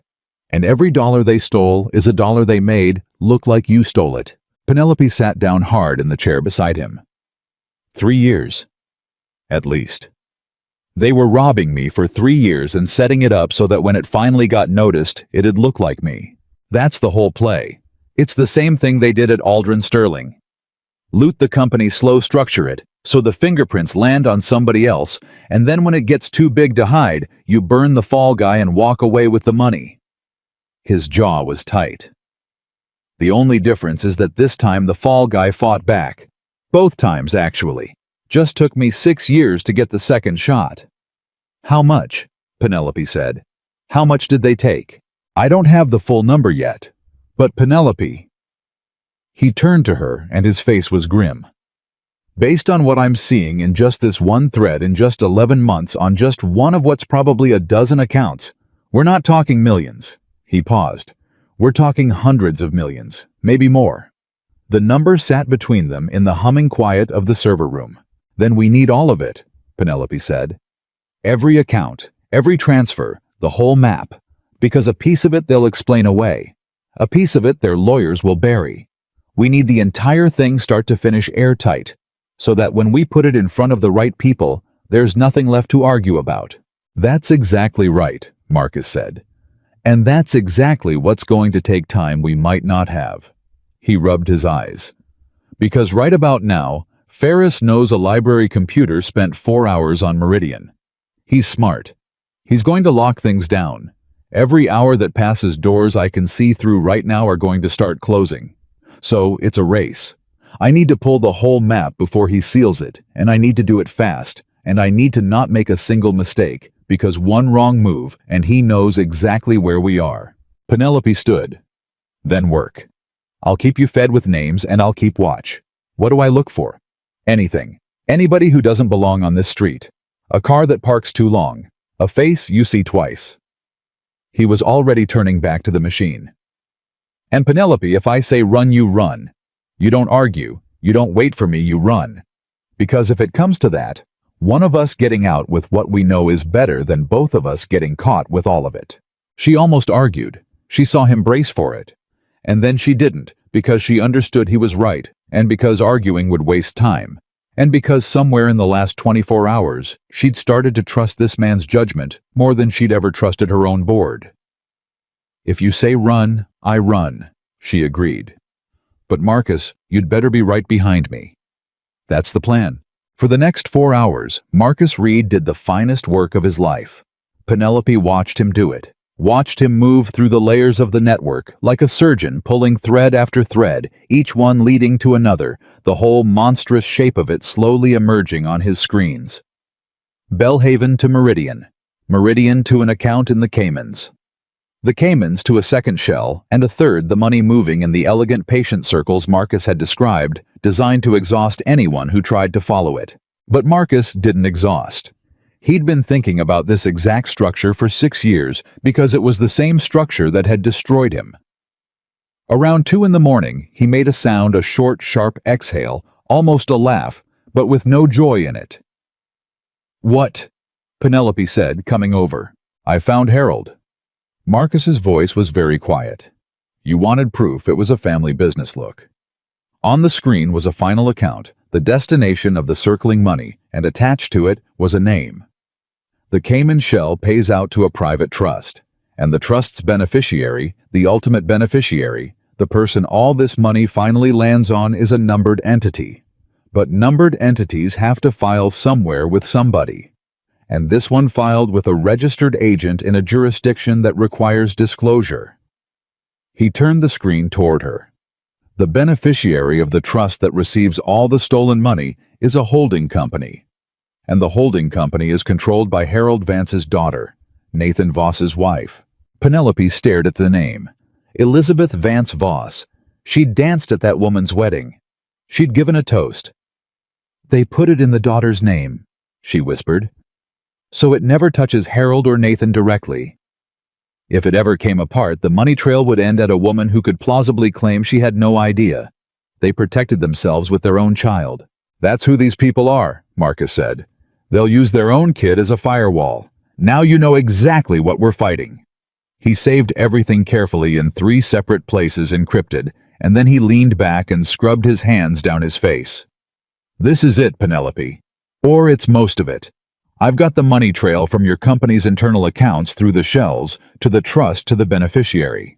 I've got the same law firm doing the same structuring they did at Aldrin Sterling. I've got names, dates, amounts. It's not complete. There's a piece missing, the piece that connects Ferris's own hands to the transfers, the thing that proves he did it and didn't just watch it happen, but it's 90%. Is 90% enough? 90% gets a federal prosecutor interested. It doesn't get a conviction. Marcus's jaw tightened. For a conviction, I need Ferris's fingerprints on the actual transfers, and that's the one thing that's not in the public systems. That's inside the company. On a machine, I can't legally reach from here. Penelope was quiet for a moment. "What are you saying?" "I'm saying the last piece, the piece that turns interesting into prison, is sitting on a server inside Castellano Tower. And I can't touch it from out here without committing a crime that hands them the win." He looked at her. "There's exactly one way to get it clean, and you're not going to like it. Tell me, somebody with legitimate access has to pull it, from inside. Somebody who's legally allowed to be on that system. He held her eyes. Penelope, do you still have anyone inside that building? Anyone at all who's loyal to you and not to Ferris? Because the only way this ends in handcuffs for them instead of us is if someone on the inside, someone with a real badge and a real reason to be there, gets us that last piece. Penelope thought, and thought. And her heart sank because the answer was no. The board had turned. The executives had turned security, had turned everyone with access was Ferris's now. And then she stopped. Terrence, she said. Who? The security guard. The one who took my badge. 4 kids. I paid for his oldest to go to college quietly through a scholarship fund. He never knew it was me directly, but I think he suspected. Her mind was racing now. Terrence still works there. He has access to the building. And when he took my badge the other morning, Marcus, he couldn't look at me. He was ashamed. That man did not want to be part of what they did to me. A security guard doesn't have access to Ferris's servers. No, Penelope admitted. But he has access to the building, to the floors, to the physical machines. She turned to Marcus. You said you can't reach Ferris's server from outside. What if you didn't have to reach it from outside? What if someone got you physically close to it inside the building on the right floor, and you did the rest? Marcus went very still. You're talking about going into the building, he said slowly. Into Castellano Tower. The one place on Earth where every single person is looking for us. I'm talking about the one place the last piece exists. Penelope, that's insane. That's walking into the lion's den. If they catch us in that building, they frame us for trespassing on top of everything else I know. She sat down across from him, and her voice was steady and fast. But listen to me. Ferris doesn't know we have the outside map. He thinks we're 2 scared people running for our lives. He is not expecting us to walk into his own building. It's the last thing he'd guard against, because it's the last thing a sane person would do. She leaned forward. And that's exactly why it might work. The most dangerous place is the one they've stopped watching, because they can't imagine we'd be stupid enough to go there. Marcus stared at her for a long, long moment. And Penelope watched him weigh it, watched him think about Lily, about the risk, about 6 years of caution against one impossible shot. If we do this, he said finally, and it goes wrong, then we're no worse off than we already are. They already want us in prison. They already want us gone. She held his eyes. But if it goes right, Marcus, if we get that last piece, then it's over. For them, all of them. Harold Ferris Voss, the whole machine. 6 years of your life. 40 of mine. It ends. But only if we're willing to walk through the front door of the one place we're most afraid of. Marcus looked at the screens at the 90%, at the 10% that was missing. Call Terrence, he said. But Penelope, we do this careful. We do this smart. And the second it feels wrong, we're gone. Deal. Deal. It took her until dawn to reach Terrence, calling the payphone number he'd once given her years ago for emergencies, praying he still had it. When he finally picked up, his voice was thick with sleep and then sharp with fear. Ms. Castellano. My God, everybody's saying you're about to be arrested.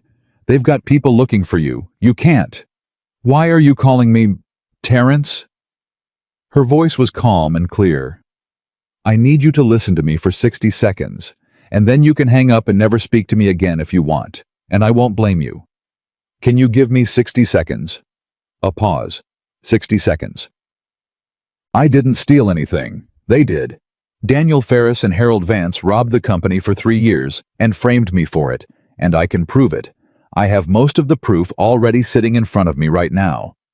But there's one last piece, and it's inside the building, and I need someone with a real badge to help me get to it. She took a breath. Terrence, I know what I'm asking. I know it could cost you your job, and you've got 4 kids. So I'm not going to lie to you or trick you. This is dangerous, and it's a risk, and you have every right to hang up. But I have to ask because you're the only honest person left in that building. She paused. And because I think you already know I'm not lying. I think when you took my badge that morning, some part of you knew something was wrong. The silence stretched so long, she was sure he'd hung up. Then Terrence spoke, and his voice was different, lower, harder. "My oldest," he said. "Marcus, my son. He got a scholarship 4 years ago.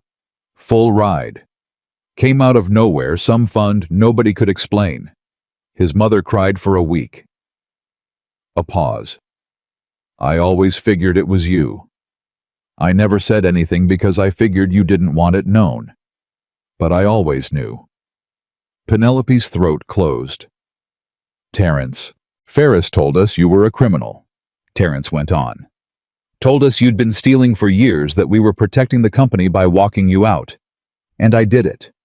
I took your badge and I couldn't look at you, and I told myself it was just my job." His voice shook. "But I've watched that man for 2 days now, sitting in your chair, acting like he owns the place, treating everybody like dirt, the exact thing they said you did. And I kept thinking, that's not the woman who put my boy through school. That's not her." A long breath. "What do you need me to do?" Penelope closed her eyes and put her hand over the phone for a second, and Marcus watched her gather herself, and then she spoke. "I need you to get one person into the building," she said. "Onto the 29th floor, just for 20 minutes, and I need you to make sure no one sees him do it." "When?" "Tonight, after the office is clear, when it's just the night crew." Terrence was quiet for a moment. "The night crew," he repeated. "You know I could get him in as maintenance. Nobody looks twice at maintenance after hours. Nobody ever has." A pause, and then something that might have been the ghost of dark humor. "God knows, nobody ever looked twice at the janitors." Penelope looked at Marcus. Marcus, who had mopped those floors for 8 months, invisible, unseen, dismissed. "No," she said softly. "No, they never did." By nightfall, the plan was set. Terrence would badge Marcus in through the service entrance at 10 p.m., disguised as maintenance, and get him to the 29th floor. Marcus would have 20 minutes at a physical terminal to pull the last piece, Ferris's fingerprints on the transfers, the thing that turned the whole case from interesting to airtight. Penelope would wait outside in a car Thomas Kane had arranged, engine running, ready to move. And if anything went wrong, if anyone got suspicious, Terrence would pull a fire alarm and Marcus would walk out with the crowd. "It's a good plan," Marcus said, checking the maintenance uniform Terrence had left in a locker for him. "It's clean. It's simple. There's only one problem." "What's that?" "Every good plan I've ever seen has a moment where it stops being the plan," he said. "And you find out what people are really made of." He looked at her. "So before I walk into that building, I need to know one thing, and I need you to tell me the truth. Terrence, can he take it, if it goes bad in there, and he's standing next to me, and they figure out what he did? Because he's got 4 kids. Penelope, and I've got 1. And I'm not going to let a good man throw his life away for us if he's going to fold the second it gets real." Penelope thought about the man who couldn't look at her, who'd known about the scholarship for 4 years, and never said a word, who'd watched Ferris for 2 days, and decided he couldn't stomach it. "He won't fold," she said.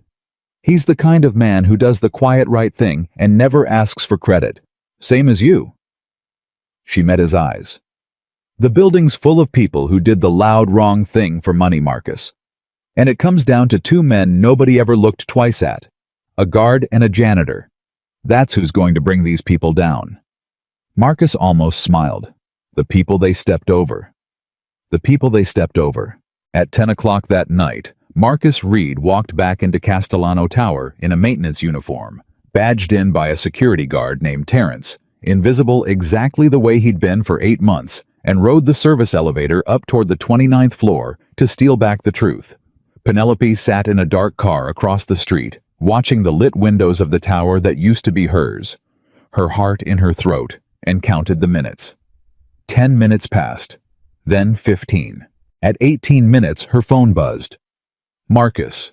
She answered instantly. "Do you have it?" "I have it." His voice was tight, fast, electric. "All of it. Ferris's credentials are all over these transfers, Penelope. He didn't even hide it well internally. He never thought anyone would look because he controlled everyone who could. I've got the fingerprints. I've got the 10%. We're done. It's airtight. I'm coming down." Penelope's whole body flooded with relief so intense it hurt. Come down. Come down. Now get out. I'm right here. 2 minutes. And then through the phone she heard it. A voice in the background on Marcus's end. Cold. Familiar. A voice she'd heard betray her across a boardroom table. Well, said Daniel Ferris. The janitor. I have to admit I did not see this coming.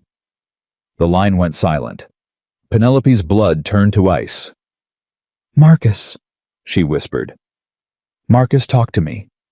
Marcus. And on the 29th floor of Castellano Tower, Marcus Reed slowly lowered the phone from his ear and turned around to find Daniel Ferris standing in the doorway, flanked by 2 large men holding a small device in his hand that Marcus recognized instantly, a signal jammer, and smiling the smile of a man who thought he'd already won. 6 years, Ferris said, stepping into the room. 6 years, and you just walked right back through the front door. You people never learn. He nodded to the 2 men. He's got a drive on him. Get it. And find out where the woman is. His smile widened. And somebody call our friend and tell him we found the little girl's father. He'll want to know where to send the people who are on their way to that repair shop. Marcus went absolutely perfectly still. You're bluffing, he said quietly. You don't know about Ray. Don't I? Ferris tilted his head. A cash business repair shop 3 neighborhoods from your apartment, owned by a man named Raymond Ellis, who happened to visit you in the hospital 6 years ago when your little scandal broke. You think we didn't map every relationship you have? You think we're amateurs. He checked his watch. My people will be at that shop in about 20 minutes. So here's how this goes, Mr. Reed. You give me that drive. You tell me everything you have and everyone you've told, and maybe I make a call, and your daughter stays exactly where she is, safe and asleep, and never knows how close it got. And in that moment, holding the only copy of the proof that could free them both with his daughter's safety hanging on his next words, Marcus Reed understood that the plan had just reached the exact moment he'd warned Penelope about the moment it stopped being the plan. And everything came down to what a man was really made of. Marcus Reed looked at the drive in his hand, and then at the 2 large men, and then at Daniel Ferris, standing in the doorway with his signal jammer and his smile, and he did the one thing Ferris was not prepared for. He laughed. It wasn't a big laugh. It was low and tired and almost gentle, the laugh of a man who'd been waiting 6 years for exactly this conversation. You think I came in here with the only copy, Marcus said. You think I'm standing in the middle of your building on your floor with your cameras, and I've got the one drive that matters just sitting in my pocket. He shook his head slowly.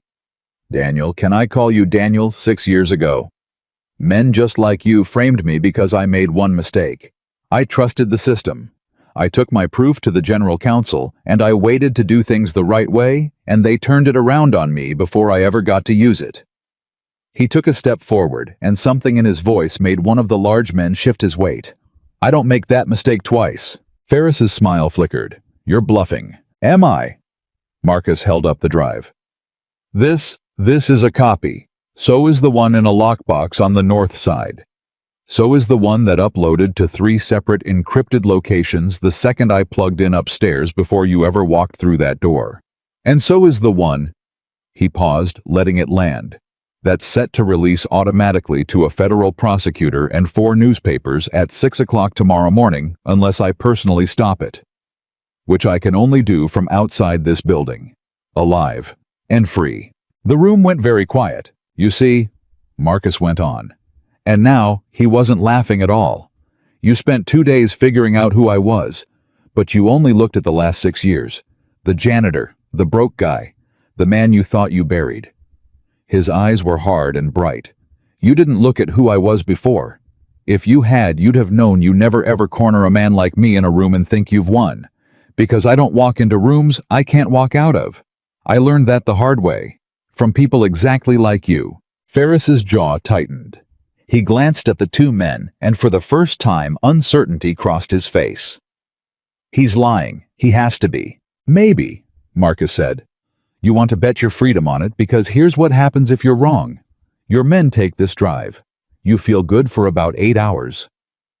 And then, at 6 a.m., every account you drained, every shell you built, Every dollar you funneled into Elizabeth Vance Voss's trust, it all lands on the desk of a U.S. attorney with your name attached, and the story of how Daniel Ferris personally authorized the transfers." He tilted his head. "And by the way, hurting me or my daughter tonight? That just makes it worse, because I also left a letter.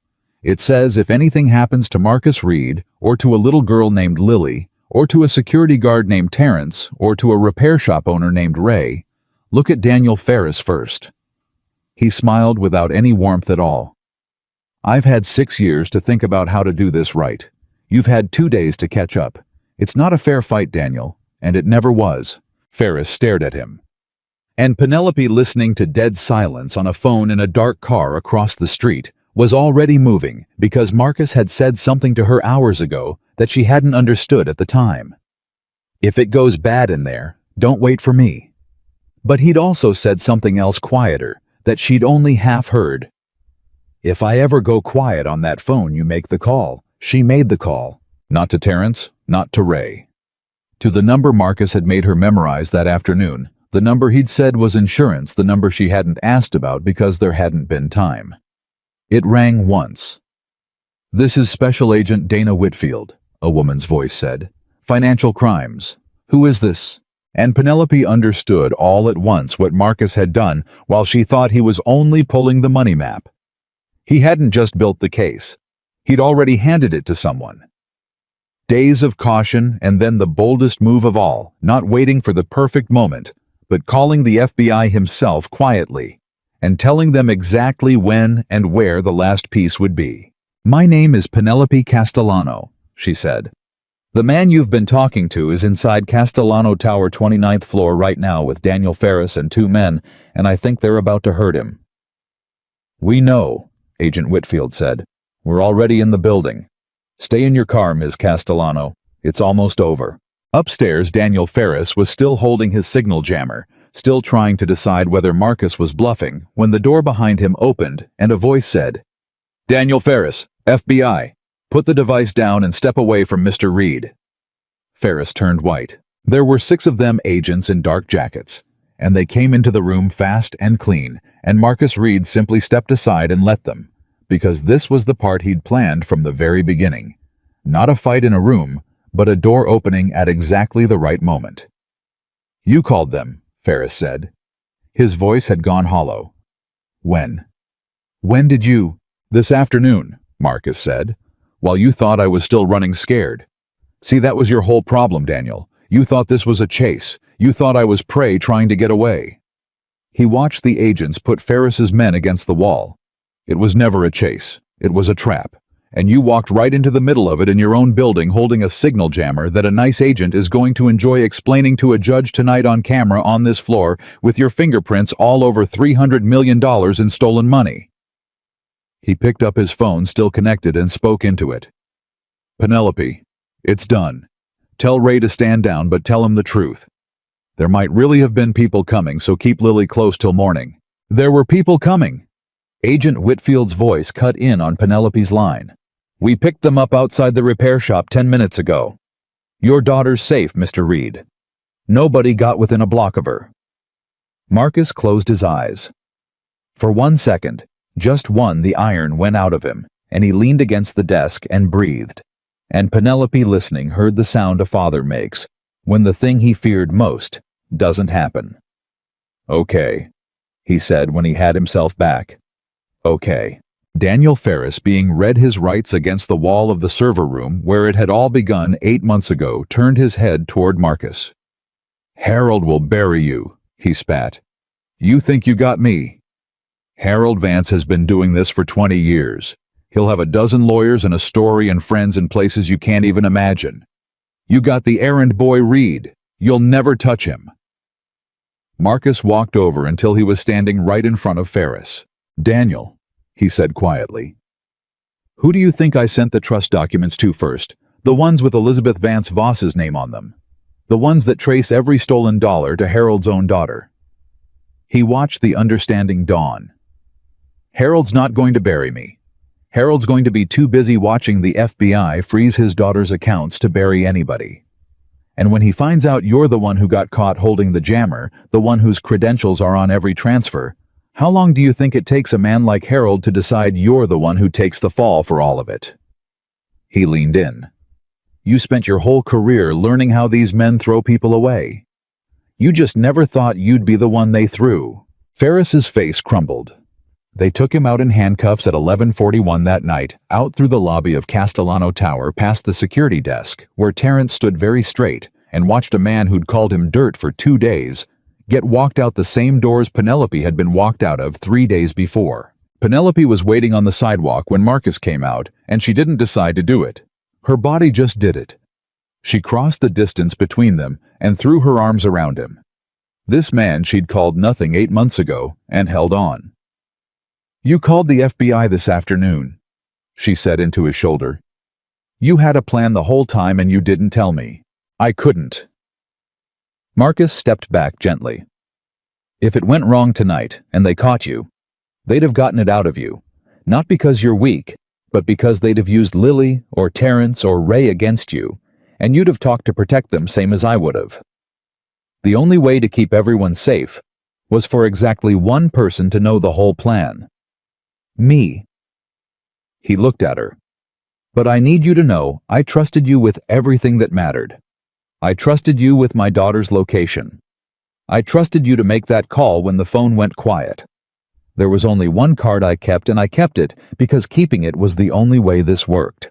Penelope looked at him for a long moment, and then she nodded, because she understood, and because a woman who'd been betrayed by everyone she trusted had just been trusted completely by the one man who had every reason not to. Then thank you, she said, for trusting me with the parts that mattered most. The weeks that followed were a landslide. The story broke the next morning exactly as Marcus had arranged, and it broke everywhere at once, and it did not stop. The FBI's Financial Crimes Unit had been quietly building interest in Castellano Global for months, and Marcus's map turned interest into a hurricane.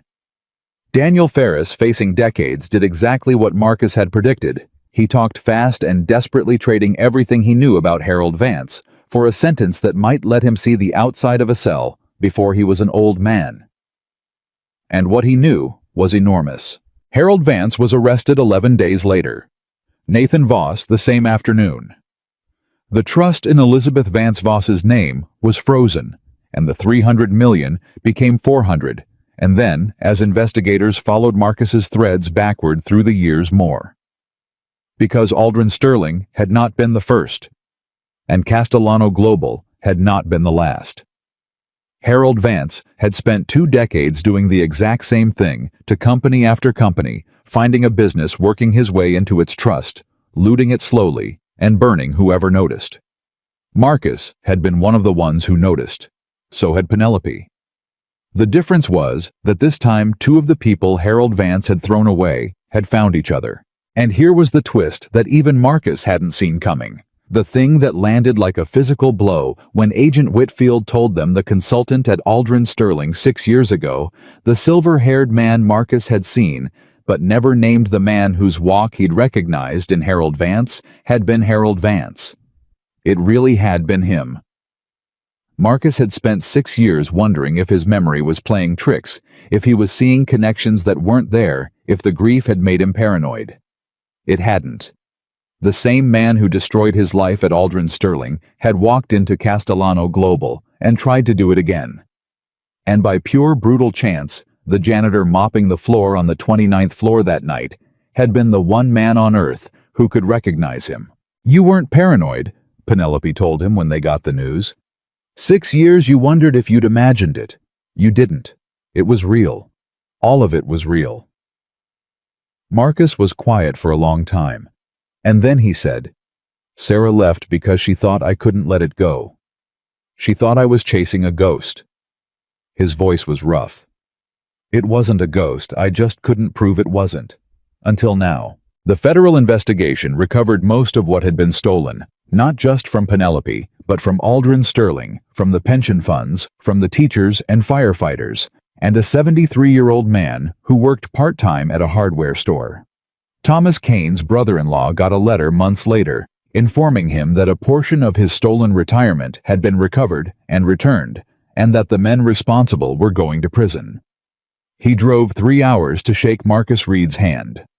Marcus wouldn't take credit. He said the man should thank a woman named Penelope, who'd made a single hard phone call from a payphone. Penelope said no, thank the man who spent 6 years refusing to quit. In the end, the old teacher just hugged them both and cried, and that was the only thanks either of them needed. Penelope got her company back. The board that had voted her out was gutted, half of them arrested, the rest resigning in disgrace, and the courts and the shareholders, seeing the truth of what had happened, restored her as CEO of Castellano Global. She walked back into the tower with her name above the door, back up to the 42nd floor, back into the boardroom, where 12 men had erased her in 90 seconds. But the woman who walked back in was not the woman who'd been walked out. Her first act as restored CEO was to find Terrence and promote him to head of building security, the real job with the real salary, the one he'd been more qualified for than any of Ferris's hires. Her second was to establish permanently a fund for the children of every employee in the building, from the executives to the night crew, so that no parent working in Castellano Tower would ever again have to wonder how to send their kid to college. She named it quietly. She didn't put her name on it, and she offered Marcus Reed everything. She offered him money, more money than he'd ever seen, a finder's fee, a reward, whatever number he wanted to name. She offered him a title, Chief of Security, an office on the 42nd floor, a salary with more zeros than his old job at Aldrin Sterling. She offered to fund his daughter's education straight through graduate school. She offered him the world because she owed him the world, and because giving it to him was the only way she knew to say what she felt. Marcus turned all of it down. "I don't want an office on the 42nd floor," he told her, sitting across from her desk, the same tired half-smile on his face. "I spent 6 years dreaming about clearing my name, Penelope. Not about getting rich, not about a corner office, just about being able to look my daughter in the eye and tell her the truth about who her father is." He shook his head. "I've got that now. That's the whole prize. Everything else is just noise." "Marcus, you can't just walk away and go back to what, mopping floors?" He smiled. "No, I'm not doing that either. My name's clear now. 6 years of blacklist gone overnight. I can work again. Real work." He leaned back. "I've had offers, Penelope. A lot of them, actually, since the story broke. Turns out being the man who cracked the biggest corporate fraud in 20 years is pretty good for a cybersecurity resume." Penelope was quiet, and then slowly she said, "Then don't take one of their offers. Take mine. Not an executive title, not a corner office, something else." She folded her hands. "Become an independent advisor. Your own shop, your own hours, your own clients. And Castellano Global becomes your first client, your biggest client, at whatever rate you name, because I am never again going to run this company without someone like you watching the systems no one else understands." She met his eyes. "Not because I owe you, Marcus. I'll never be able to pay what I owe you. But because you're the best there is at what you do, and I'd be a fool to let the man who saved my company walk out of it without at least offering him a real seat, one that lets him be home every night by 6 to make his daughter dinner." Marcus was quiet for a long moment. "Home by 6, he said. "Home by 6. You set the terms. You keep your independence. Lily comes first, always in the contract in writing." She almost smiled. "I learned something these past few weeks about what a company owes the people who hold it up. I'm not going to forget it, not ever again." And Marcus Reed, who had refused the money and the title and the office, looked at the woman across the desk, not the billionaire who'd called him nothing but the person she'd become in the wreckage of losing everything, and he saw that she meant it, all of it. That the arrogance really was gone, burned out of her, and something better had grown back in its place. "On one condition," he said. "Name it. The fund. The one for the employees' kids." He leaned forward. "You put Terrence in charge of it. Not you. Him. Because a man who paid for a stranger's college out of his own guilt shouldn't be the one deciding who gets help. A man who watched his own son almost not make it, He'll know exactly who needs it and why. And he'll never let anybody feel small for taking it." Penelope looked at him. And then she laughed a real laugh, the first fully free thing to come out of her in years. "Deal," she said, and reached across the desk and shook the hand of the janitor she'd once told to mop the floor and stay out of her way. Months later, on a bright spring evening, Penelope Castellano stood on a small stage in the lobby of Castellano Tower, the same lobby where she'd been walked out with her life in a cardboard box, the same lobby where Marcus Reed had knelt with a mop and watched her shatter her phone against the door. But tonight, the lobby was full of people, and there was no cardboard box, and the thing being launched was not a company. It was a foundation. A real one with her whole fortune behind it, dedicated to a single purpose, supporting single parents and the overlooked workers, the janitors, the guards, the night crews, the people. The powerful stepped over without ever seeing their faces. She'd spent 3 months building it, and she'd insisted on saying the words herself tonight in this exact spot, because some circles have to be closed where they were opened. She stepped up to the microphone, and the room went quiet, and Penelope Castellano looked out at the faces: investors, employees, reporters, and in the front row, a security guard named Terrence with his 4 children and a repair shop owner named Ray.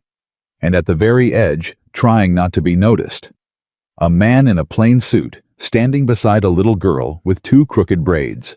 3 years ago, Penelope began. I stood in this building and I believed I was powerful. I had billions of dollars and my name carved above that door and 100 people who jumped when I spoke. I thought that made me strong. She paused. I was wrong about almost everything. And the man who taught me how wrong I was is standing in the back of this room right now, trying very hard to disappear, because that's the kind of man he is. Heads turned. Marcus went still. 8 months ago, a man in a janitor's uniform tried to warn me that I was being robbed, and I looked at his uniform instead of his face, and I told him he was just a janitor, and I sent him away. Her voice did not waver, but something behind it did. That man had every reason to hate me. And when I lost everything, when I had $11 and a cardboard box and nowhere on this earth to go, the only door that opened for me was his. He fed me spaghetti at his own table.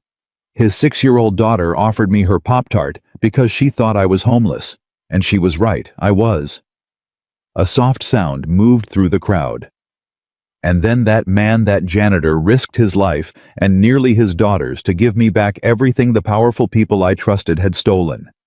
He asked for nothing. He took nothing. He just did the right thing at the worst possible cost, because that's who he is when no one's watching. She looked directly at Marcus now, across the whole room. The man who saved my company didn't wear an expensive suit, she said. He wore a janitor's uniform. I thought I was powerful because I had billions of dollars. But the strongest person I have ever known was a father who had almost nothing and still chose kindness over revenge every single day, even toward the woman who'd looked right through him. Her voice caught and she let it. I built an empire and lost it in a week. He lost everything and spent 6 years refusing to become bitter. Tell me which of us was ever really the powerful one. The lobby was silent, and then someone began to clap Terrence, standing, tears on his face, and then the whole room was on its feet, an ovation rolling through the space like a wave, and it went on, and it was not for Penelope. It was for the man at the back, standing beside his daughter, receiving a thing he had never once asked for and had earned 1,000 times over. Marcus Reed did not step forward. He did not take a bow. He just put his hand on Lily's shoulder and stood there and let it wash over him. This ordinary man they'd all stepped over. And beside him, his daughter looked up at the applauding room and then up at her father. And she asked in a voice small enough that only he could hear it over the noise, "Daddy, why are they clapping for you?" And Marcus Reed knelt down to his daughter's level the way he always did. And he looked her in the eye, the way he'd promised himself 6 years ago. He'd always be able to, and he told her the truth. Because a long time ago, he said, somebody hurt us real bad and tried to make everybody think your daddy was a bad man. And I spent a long time being scared I couldn't fix it. He smoothed one of her crooked braids. But I never quit, baby, even when it was hard, even when I was scared. I never quit, and I never let it turn me mean. And in the end, the truth came out. That's what they're clapping for. Not for being rich, not for being important, for not quitting, and for staying kind. He smiled at her. That's the only kind of strong that ever really matters. You remember that. I'll remember, Lily whispered and hugged him. And over her small shoulder across the crowded lobby, Marcus Reed's eyes met Penelope Castellanos, and the two of them, the billionaire who'd lost everything, and the single father she'd once mocked, shared a look that needed no words at all. Because they both knew now, the one thing that neither the boardroom nor the money, nor the men in their expensive suits had ever understood. True wealth was never measured in dollars or titles or names carved above a door. It was measured in the courage to stand up when standing costs everything, in the strength to stay kind, when the world gives you every reason to turn cruel, and in the quiet dignity of a good man who saved the very person who once failed to see his worth and asked for nothing in return but the right to go home and make his daughter dinner. That is the truest wealth there is, and no one can ever take it from you.